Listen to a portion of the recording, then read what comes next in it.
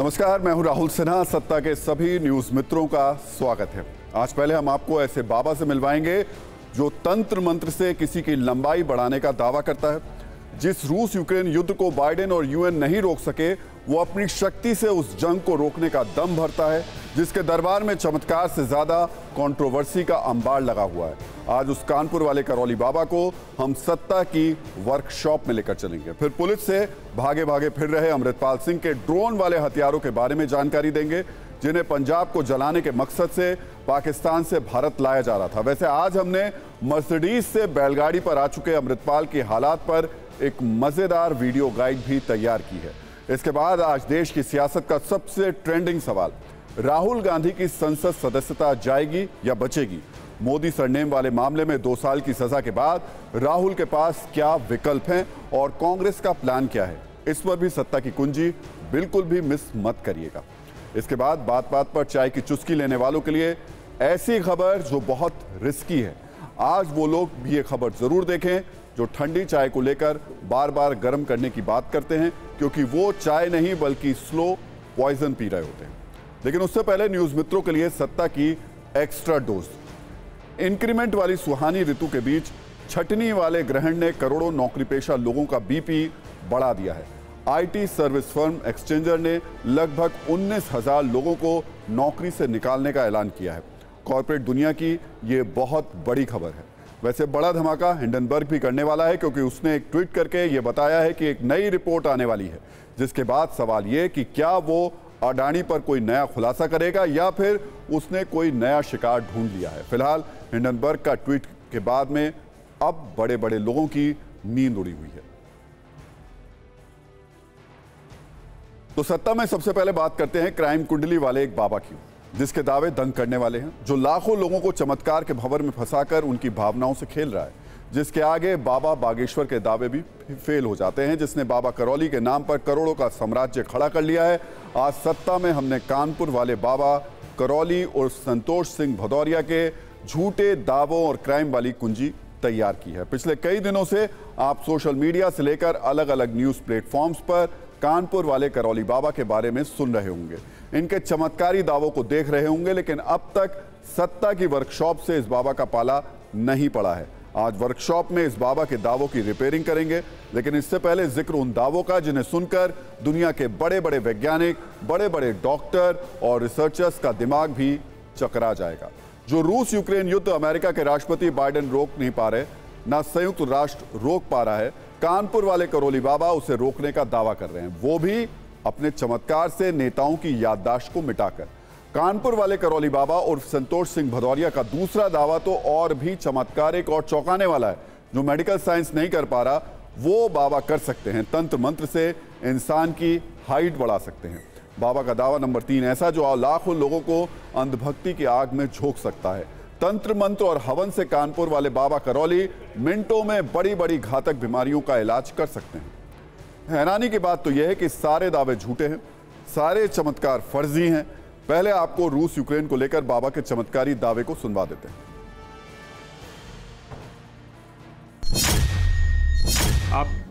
मैं कुछ ट्वीट्स वगैरह पे देख रहा था कि आप यहाँ तक दावा कर रहे हैं कि रसिया यूक्रेन जैसी समस्याएं भी खत्म हो सकती हैं। दावा ऐसा नहीं किया। मैं दावा थोड़ी कर रहा हूँ, ये तो विधि बता रहा हूँ मैं। भाई आओ, अगर नहीं लड़ना है, यहाँ पति पत्नी नहीं लड़ रहे हैं, तलाक जा हो रहा है, यहाँ आते हैं, अपना एक दिन का अनुष्ठान करते हैं। यहाँ ऐसे जाते हैं जैसे आज शादी हुई है, उसके बाद बोल के थैंक यू, शर्माते हैं आपस में। जो गाली गलौज कर रहे होते हैं, मारपीट कर रहे होते हैं, तलाक हो रहा होता है कोर्ट में, यहाँ तो 6 साल बाद लोगों ने आके दोबारा शादी की है। देखिए वीडियो, केवल यहाँ पे पति ने अलग किया, पत्नी ने अलग किया हवन, और दोनों की बुद्धि खुल गई। उनका बड़ा गलत किया, ये तो कैसे कर लिया। फिर दोनों ने ये शादी की वीडियो पड़े, दिखा देना भाई सबको। अब यहाँ तो ये होता है, तो जब वो पति पत्नी तो तलाक ले गए, एक हो जाते हैं, तो 2 राष्ट्र क्यों एक नहीं हो सकते? 2 राष्ट्र अध्यक्ष क्यों नहीं हो सकते? उन दोनों को आना पड़ेगा फिर यहाँ। क्यों नहीं आना पड़ेगा? पति पत्नी आ रहे, उनको आना पड़ेगा। क्योंकि जादू टोना हो नहीं रहा कि मैच कर देंगे। वैदिक नियम का पालन करना पड़ेगा, सनातन धर्म का जो है, जो दरबार में है, और ऋषि मुनियों के द्वारा बनाई गई पद्धति, उसमें करना पड़ेगा।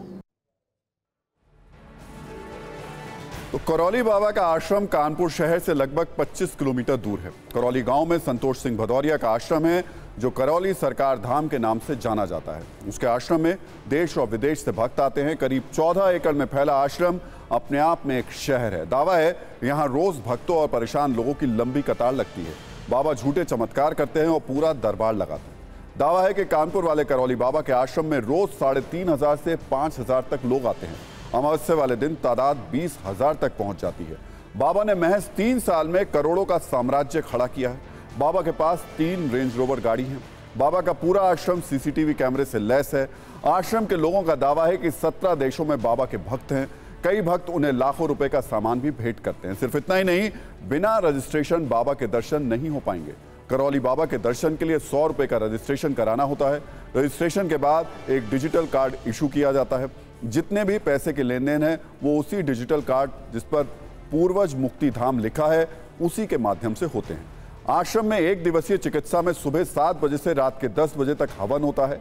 हवन के जरिए दुखों को दूर करने का दावा किया जाता है।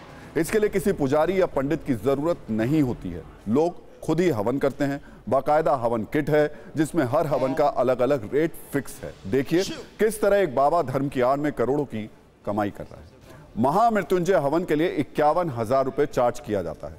आरोग्य ऊर्जा वृद्धि हवन के लिए 21,000 रुपए लिए जाते हैं। सिद्ध हवन के लिए 3,500, मिनिमम 250 रुपए तक का हवन किट है। इमरजेंसी ट्रीटमेंट के लिए एक दिन का खर्च 1.5 लाख रुपए है।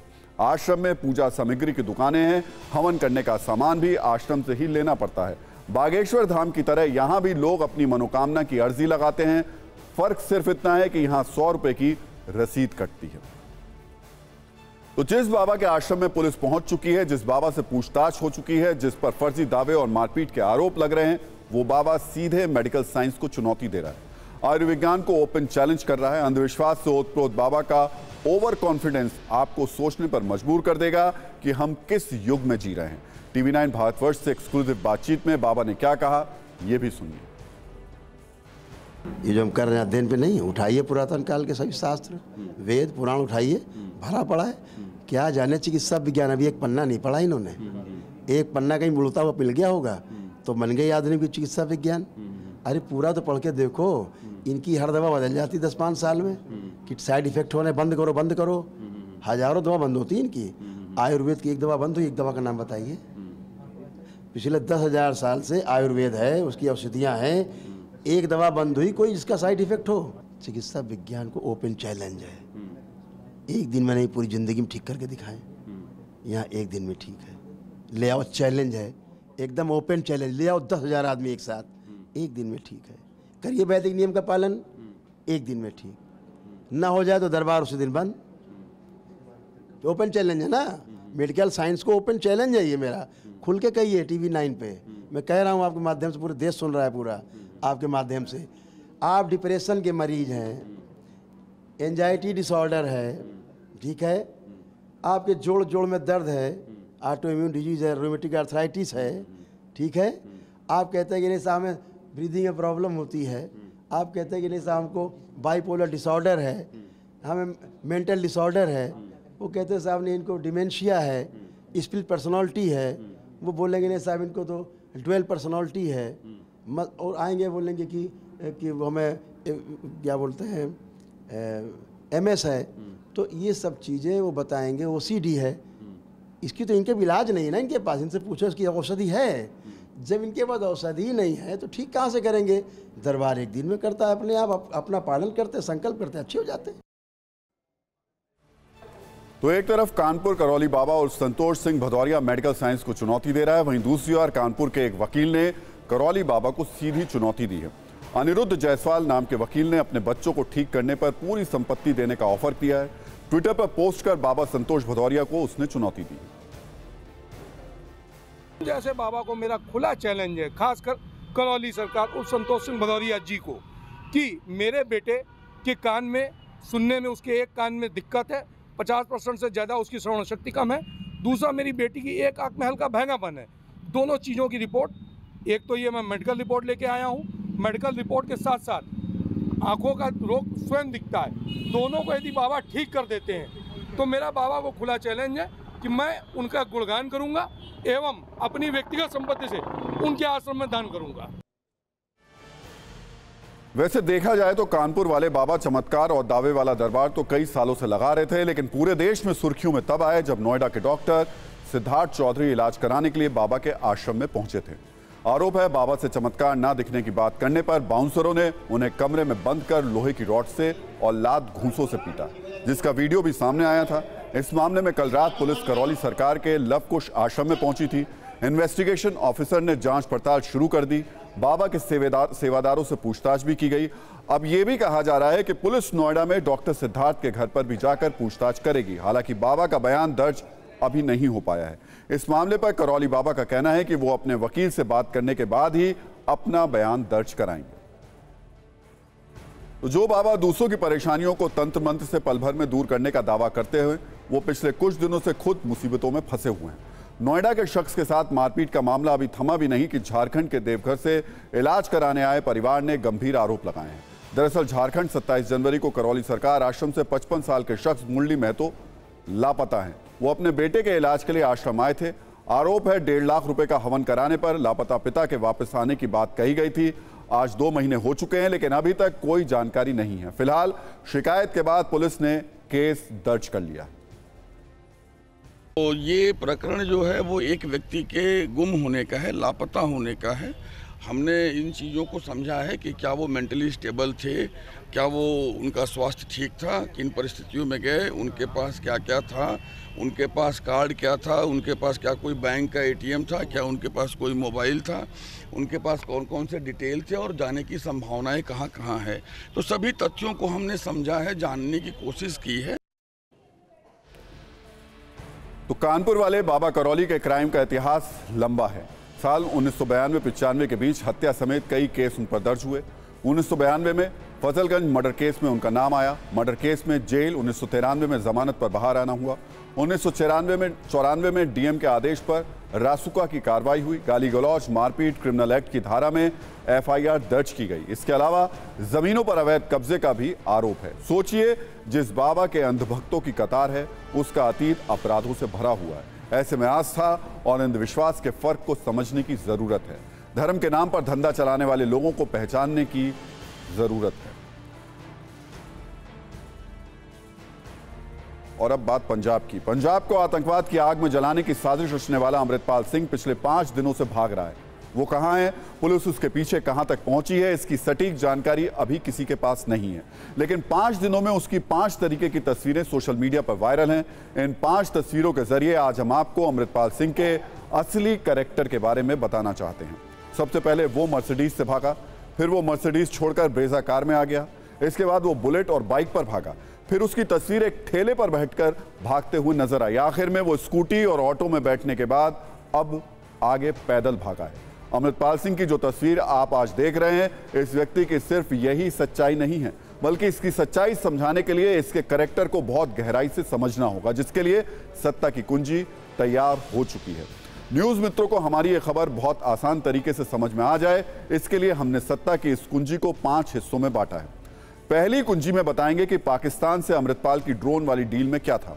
दूसरी कुंजी में अमृतपाल के गैंग में पड़ी फूट की वजह। तीसरी कुंजी में हम आपको बताएंगे कि अमृतपाल 5 दिनों में कहां तक भाग पाया है। चौथी कुंजी में अमृतपाल के विदेशी फंड रेजर है और मैनेजर की बात होगी। और 5वीं कुंजी में हम बात करेंगे पंजाब के कानून व्यवस्था की। सत्ता की टीम ने न्यूज मित्रों के लिए इन 5 कुंजियों को बहुत आसान भाषा में तैयार किया है, जिससे अमृतपाल का पुराना चैप्टर और कैरेक्टर दोनों आसानी से समझ में आ जाए। तो सत्ता की एक एक कुंजी आपको बताएं, उससे पहले इस वक्त की बड़ी खबर यह है कि अमृतपाल सिंह के पिता तरसेम सिंह ने बड़ा दावा किया है। अमृतपाल के पिता ने कहा है कि TV9 एक्सक्लूसिव बातचीत में उन्होंने यह दावा किया कि उन्हें शक है कि अमृतपाल को पुलिस ने पकड़ लिया है, लेकिन बता नहीं रही है। सुनिए उन्होंने क्या कहा। आपको कोई संपर्क करने का प्रयास किया है अमृतपाल ने? नहीं, हम लोग का तो 18 तारीख से बाद कोई संपर्क नहीं है। जब से वो घर से चला गया उसके बाद में कोई संपर्क नहीं। मीडिया के तरफ से पुलिस से जो जानकारी मिल रही वही है, लेकिन हम लोग को पक्का यकीन है कि वो पुलिस कस्टडी में है। लेकिन पुलिस क्या ड्रामा बनाना, क्या खेल खेल रही है, ये तो वही बता सकते हैं। लेकिन हम तो हाई कोर्ट में भी गए थे, तो उधर भी इनको झाड़ पड़ी कि आप इतना फोर्स के बाद एक आदमी कैसे भाग सकता है। लेकिन अभी ये क्या पॉलिटिकल कोई गेम चल रहे हैं, क्या दिखाना चाह रहे हैं, उसको ऐसा खूंखार और खलनायक पेश किया जा रहा है को ऐसा कुछ नहीं था। तो अब मैं आपसे जानना चाहूँगा कि आप कुछ कहना चाहेंगे अमृतपाल सिंह को, अगर वो फरार है तो वो सरेंडर कर दे, आप उसको ये कुछ कहना चाहेंगे? हाँ, लेकिन हम लोग को 100% यकीन तो है कि वो पहले उनकी गिरफ्त में है। लेकिन अगर है तो हम भी उसको रिक्वेस्ट करते हैं, अगर हमारे पास कोई उनका कांटेक्ट होता तो हम तभी भी उसको यही सजेस्ट करेंगे, क्योंकि उसने कोई क्राइम नहीं किया, वो अच्छा भला काम करता था। ये पता नहीं क्या इनको क्या मुश्किल थी उन काम करने से, जो कि इसको देश का फलाना ढींगड़ा ऐसा बना दिया। तो सुना आपने, एक और तो अमृतपाल भाग रहा है और दूसरी ओर उसके गैंग में फूट भी पड़ चुकी है। खैर, अब शुरुआत करते हैं सत्ता की पहली कुंजी से।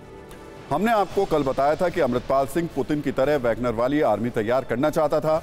वो अगले महीने 13 अप्रैल आनंदपुर खालसा फोर्स यानी AKF का ऐलान भी करने वाला था। आज इसमें एक और अपडेट जुड़ गया है। अपडेट ये कि पुतिन वाली आर्मी के लिए हथियारों का इंतजाम पाकिस्तान कर रहा था और फंडिंग कनाडा और ब्रिटेन से की जा रही थी। हथियारों की सप्लाई के लिए पूरा का पूरा एक रूट तैयार किया गया था। ये एयर रूट था, यानी पाकिस्तान से हथियार आने थे, लेकिन रास्ता आसमानी था। TV9 भारतवर्ष के पास मौजूद एक्सक्लूसिव जानकारी के अनुसार अमृतपाल सिंह को आनंदपुर खालसा फोर्स जो हथियार चाहिए थे उसकी सप्लाई की पूरी जिम्मेदारी ISI ने खुद ली थी। IB की रिपोर्ट में साफ लिखा है कि जब से अमृतपाल सिंह हिंदुस्तान आया था तब से पंजाब पाकिस्तान बॉर्डर पर ड्रोन की मूवमेंट ज्यादा देखी जाने लगी थी। साथ ही पाकिस्तान से पंजाब में ड्रोन से हथियार और ड्रग्स बड़ी संख्या में भेजे जा रहे हैं। इन्हीं हथियारों के दम पर अमृतपाल सिंह ने सिर्फ पंजाब सरकार बल्कि गृह मंत्रालय तक को खुली चुनौती देने को उसने कोशिश की। आंकड़ों को देखें तो 1 जनवरी से 2022 से 28 दिसंबर 2022 तक पंजाब बॉर्डर पर 258 ड्रोन गतिविधियां हुई। 2021 में पंजाब बॉर्डर पर सिर्फ 64 ड्रोन गतिविधियां हुई थी। 2020 में पंजाब बॉर्डर पर ड्रोन एक्टिविटी सिर्फ 47 थी। यानी सिर्फ 2 साल में पंजाब बॉर्डर पर ड्रोन की एक्टिविटी करीब 550% बढ़ गई।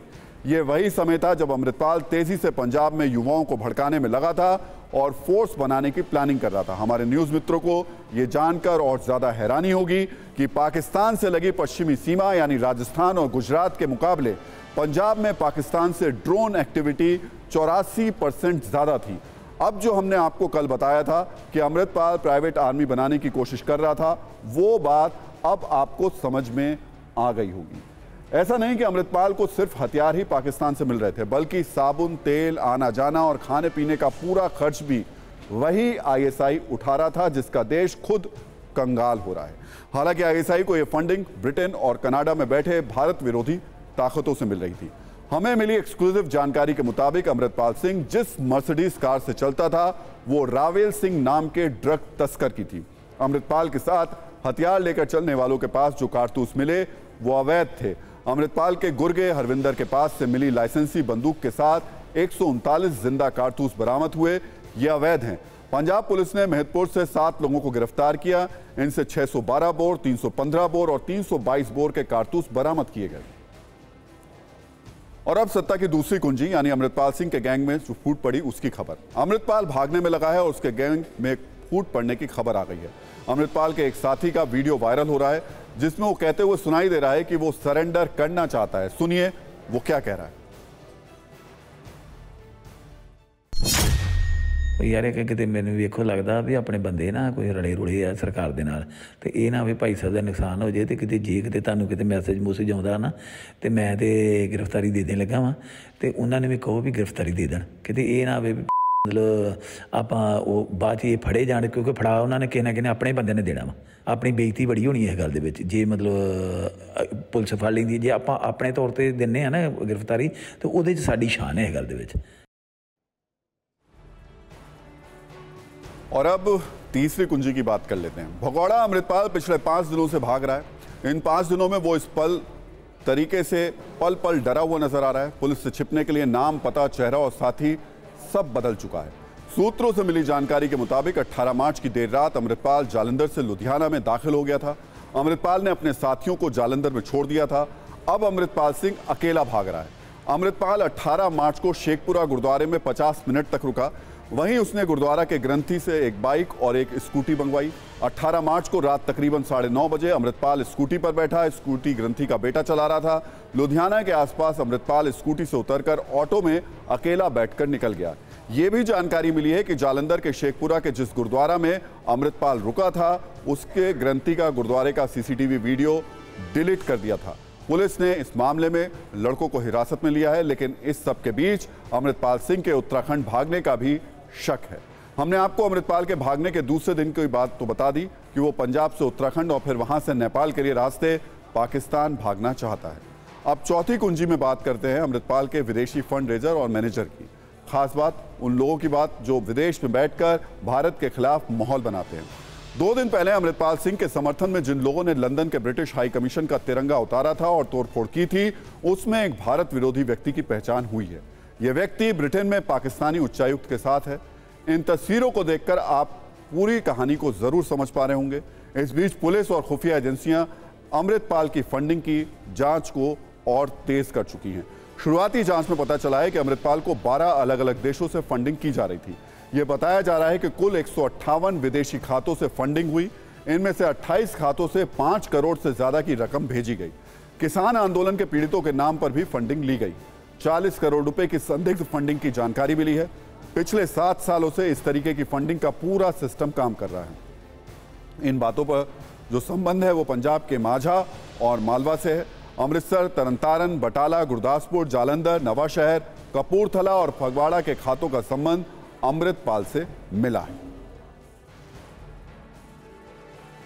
और अब सत्ता की 5वीं कुंजी में बात पंजाब के मौजूदा हालात पर। पंजाब सरकार ने मोबाइल इंटरनेट पर लगे बैन को कल 12 बजे तक के लिए बढ़ा दिया है। पंजाब के मौजूदा हालात को लेकर अकाल तख्त के जत्थेदार ज्ञानी हरप्रीत सिंह सिख समाज से 27 मार्च को बैठक करेंगे। बैठक में विचार विमर्श किया जाएगा कि किस तरह पंजाब में बिगड़ रहे हालात को सही किया जा सके। और अब बात आज सबसे ट्रेंडिंग पॉलिटिकल खबर की, जिसमें वायनाड से कांग्रेस सांसद और पूर्व अध्यक्ष कांग्रेस के राहुल गांधी की मुसीबतें बढ़ गई हैं। मोदी सरनेम के अपमान के मामले में 2 साल की सजा सुनाए जाने के बाद कांग्रेस में बैठकों का दौर जारी है। कुछ देर पहले सोनिया गांधी ने राहुल गांधी से उनके घर पर मुलाकात की। राहुल गांधी के आवास पर इस वक्त पी चिदंबरम, जयराम रमेश, अभिषेक मनु सिंघवी, केसी वेणुगोपाल भी मौजूद हैं। मल्लिकार्जुन खड़गे के आवास पर भी एक बैठक शुरू हो गई है। करीब 4 साल पहले मोदी सरनेम के अपमान के मामले में आज सूरत के सेशन कोर्ट ने राहुल गांधी को 2 साल की सजा सुना दी। इस सजा के बाद 2 सवाल हैं। पहला यह कि राहुल गांधी का अगला कदम क्या होगा, और दूसरा सवाल यह कि उनकी संसद सदस्यता जाएगी या बचेगी। कोर्ट के फैसले और इन 2 सवालों के बीच राहुल गांधी ने आज 98 कैरेक्टर और 20 शब्दों का एक ट्वीट किया। उन्होंने लिखा कि मेरा धर्म सत्य और अहिंसा पर आधारित है। सत्य मेरा भगवान है, अहिंसा उसे पाने का साधन है। ये महात्मा गांधी को कोट करते हुए उन्होंने कहा। इस बीच सूरत कोर्ट में सजा सुनाने के बाद राहुल गांधी वापस दिल्ली पहुंचे। बड़ी संख्या में कार्यकर्ताओं ने उनका स्वागत किया। अब अगला कदम क्या होगा, इसके लिए कांग्रेस अध्यक्ष मल्लिकार्जुन खड़गे के घर पर बैठक चल रही है। इस बीच कांग्रेस सूत्रों से मिली जानकारी के मुताबिक कानूनी सलाहकारों ने अभी राहुल गांधी से संसद न जाने की सलाह दी है। इस मामले में जो भी अपडेट होगा वो हम आपको बताएंगे, लेकिन इस सवाल का जवाब जानना बहुत जरूरी है कि 2 साल की सजा के बाद राहुल गांधी की संसद सदस्यता रहेगी या जाएगी। तो क्या राहुल गांधी की सदस्यता जाएगी, इस पर नियम क्या कहते हैं, साथ ही राहुल के पास क्या क्या विकल्प हैं, ये भी आपको बताते हैं। लोक प्रतिनिधि अधिनियम 1951 की धारा 8(3) के तहत 2 साल या ज्यादा की सजा होने पर 6 साल तक चुनाव लड़ने पर रोक है। विधायक या सांसद को सजा होने पर अयोग्य ठहरा दिया जाता है, उसे अपना विधायक या सांसद पद छोड़ना पड़ता है। लेकिन राहुल गांधी के पास अपनी सदस्यता बचाने के कुछ विकल्प हैं। राहुल गांधी 3 दिनों के अंदर सेशन कोर्ट के फैसले को हाई कोर्ट में चुनौती दे सकते हैं। फैसले पर स्टे से राहुल की सदस्यता बच सकती है। हाई कोर्ट स्टे नहीं देता तो सुप्रीम कोर्ट जा सकते हैं। सुप्रीम कोर्ट से स्टे पर भी राहुल की सदस्यता बच जाएगी। अगर वहां भी कोर्ट निचली अदालत के फैसले को बरकरार रखती है तो राहुल की संसद सदस्यता जा सकती है। कानूनी पहलू के अलावा इस खबर के राजनीतिक एंगल भी हैं। इस फैसले के बाद सत्ता पक्ष और विपक्ष अब आमने सामने हैं और यह मामला अब लगातार बढ़ता जा रहा है।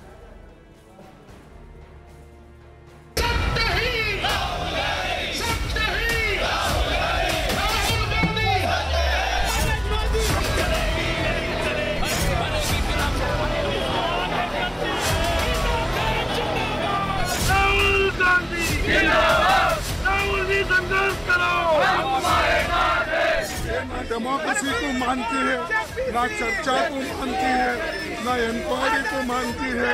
सिर्फ वो चाहते हैं कि उनकी बात चले।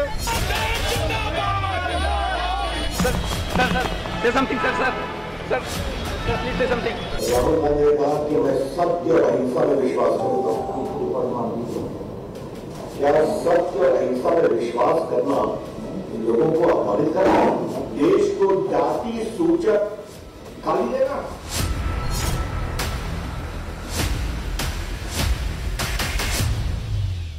जिस तरह से आज सूरत के कोर्ट ने उनको सजा सुनाई है, मैं उम्मीद करता हूं कि देश के बाकी न्यायालयों के अंदर भी इस मुद्दे को लेकर जो मुकदमे चल रहे हैं उनको अवश्य सजा मिलेगी। मीडिया को भी दबाने की कोशिश है, हमारे जुडिशरी को दबाने की कोशिश है, उसे प्रभावित करने की कोशिश।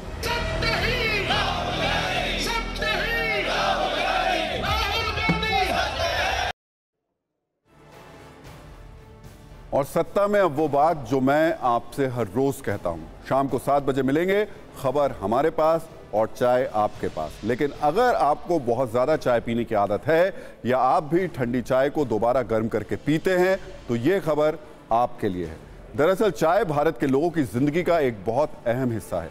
ज्यादातर लोगों के दिन की शुरुआत सुबह की एक कप चाय से ही होती है। शाम को भी जब थक कर दफ्तर से घर लौटते हैं तो अक्सर ये बोलते होंगे एक कप चाय मिलेगी क्या, या फिर दोस्तों के साथ ये कहते होंगे कि चलो एक कप चाय हो जाए। अगर कोई मेहमान घर में आया हो और उससे चाय ना पूछो तो वो कहते हैं कि एक कप चाय तक नहीं पूछी। कई नौजवानों के चाय के अड्डे होते हैं जहां वो दोस्तों से मुलाकात करते हैं, तो अक्सर बारिश भी चाय पीने का एक बहाना बन जाती है। ये बातें इस बात का संकेत है कि हम चाय को लेकर कितने इमोशनल हैं।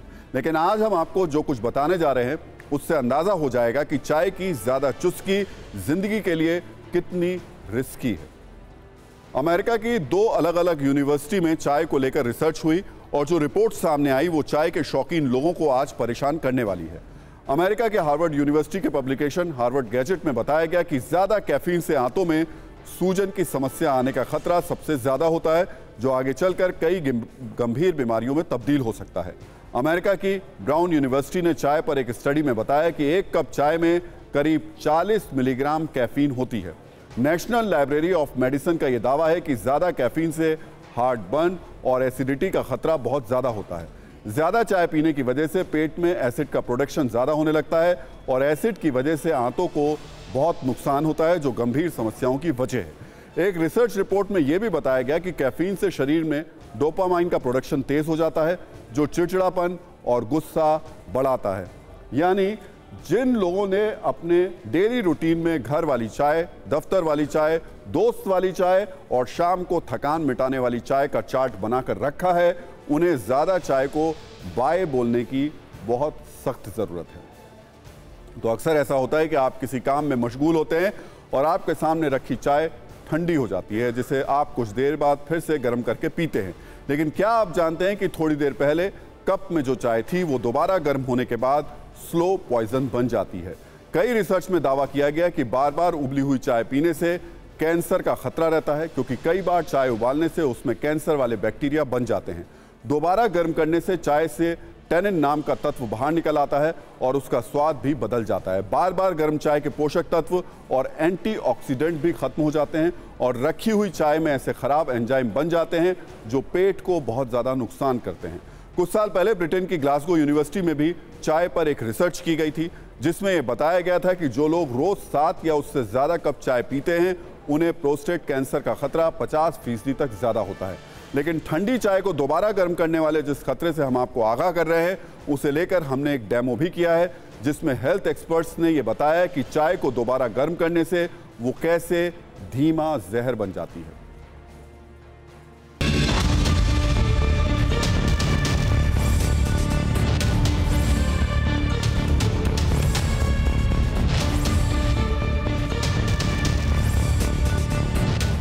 अमेरिका की यूनिवर्सिटी ने शोध किया है कि दूध वाली चाय, जैसे ये चाय मैम बन रही है, हर दूध वाली चाय के एक कप में 40 मिलीग्राम कैफीन होता है, जो बहुत नुकसानदेह होता है। क्या कहेंगे? वो किसी भी चाय में होता है कैफीन। चाय की मात्रा, चाय की क्वालिटी उस पर डिपेंड करता है। आप ग्रीन टी लें, वाइट टी लें, ब्लैक टी लें, डिपेंड करता है किस चाय में कितना कैफीन है। जैसे ये चाय उबल रही है मैम, अगर मैं आपसे ये समझना चाहूँ कि एक उबाले, मतलब अगर आइडियली मैं ये जानना चाहूँ आपसे कि मैम कितने देर एक चाय को उबलनी चाहिए तो चाय नुकसानदेह नहीं होगा, तो आप कुछ? जो हम चाय पानी में डालेंगे, सिमर करेंगे, उससे सोक करेंगे, सिर्फ 3 से 4 मिनट चाय को उसमें छोड़ना है। ऊपर से मिल्क डाल के हम ले सकते हैं। इस चीज़ को एक बॉयल बाद आप बंद कर सकते हैं। जो इसमें प्रॉपर्टीज़ हैं, जो टैनिन्स हैं, उसको हम बढ़ा रहे हैं। इसमें जो एंटीऑक्सीडेंट इफेक्ट है, जो तो देखिए, सत्ता में आज का टाइम खत्म हो गया। जाते जाते सभी न्यूज़ मित्रों से हमारी न्यूज़ रिक्वेस्ट है कि वो सत्ता की न्यूज़ रील्स को चाय पीते हुए, लेकिन गर्म चाय पीते हुए शेयर करें और अपनी सलाह हमें व्हाट्सएप ज़रूर करें।